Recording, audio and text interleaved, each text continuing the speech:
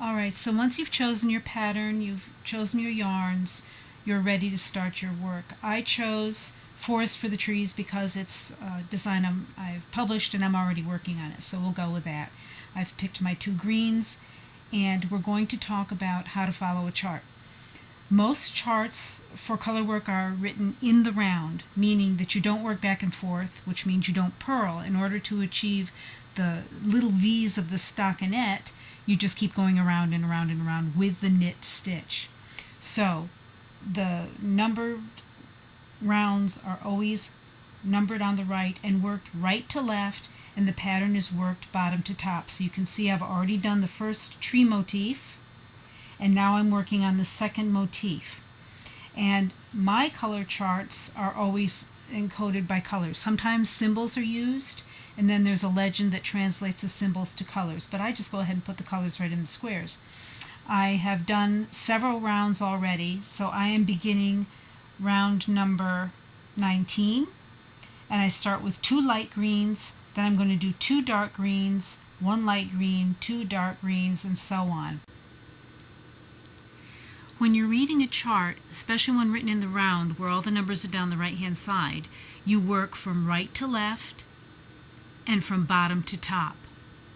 For instance, I'm starting row 19 on my Forest for the Trees pattern, so I'm going to start with 2 light green stitches, then 2 dark green stitches, 1 light green stitch, 2 dark green, and so on all the way across. And I just read the pattern. I've done 1 light green stitch, I do another light green stitch, and here's where the holding of the yarn comes into play. You hold it any way you want. I use my foot. You can see I've got it around my big toe to create tension. So now I'm going to do my 2 dark green stitches. I just pick up that yarn, knit the 2 stitches, I let it go. You do whatever feels comfortable for you. I pick up the green, do the green stitch, then 2 dark green, then 1 light green, 2 dark green, just according to the chart. I'm reading the chart, following along. You also have as a cue the work you've already done.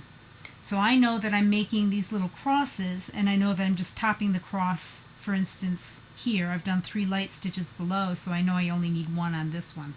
I'm doing the same thing here, just finishing up one of the crosses, so it's going to be only 1 light stitch. Now I'm in the center bar here, and that calls for 3 light greens in a row. I just dropped a stitch, and I'm going to do my 3 light stitches. And I'm going to do a little bit faster, just so you can see how easily it flows once you get into the rhythm. Again, you want to remember tension. You don't want to pull too tightly when you switch colors, because that'll make your work pucker in the front. You create floats in the back by carrying your yarn. And here's a case where the yarn is carried 5 stitches, which means I want to float it. I want to catch it, which I'll explain that in another video. But you want it to lie flat, so you want to be consistent, even, not too loose, not too tight. Err on the side of looseness if you must, but it just comes with practice. And that's all there is to it. Use your feet, use your ears, use your elbow, use your eyes, use your coffee cup or your wine glass or whatever you have to hold the back yarn. You do not have to, but you can certainly do what all the others tell you have to do by holding 1 yarn in each hand. I never could do that. I couldn't get the tensions even between the yarns no matter how much I practice. So I use my feet. And that's that.